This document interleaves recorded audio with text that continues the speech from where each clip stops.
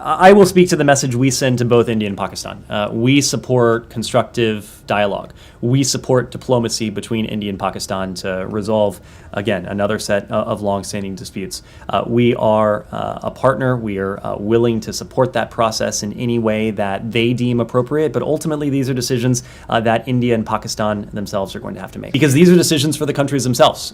If they agree on a particular role for the United States is prepared to, as a partner to both countries, support that process in any way that we responsibly can. But ultimately, it is not for the United States to determine the modalities or the way in which India and Pakistan engage one another.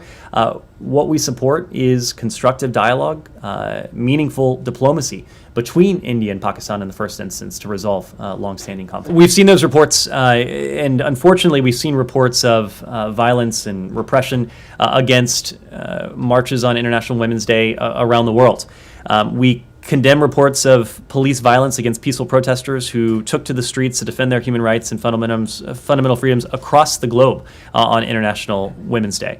It is to us reprehensible that some countries on International Women's Day, a day for the international community to come together to celebrate the leadership and contributions and accomplishments of women and girls, was marred in far too many places by violence and repression against the very persons we came together to honor.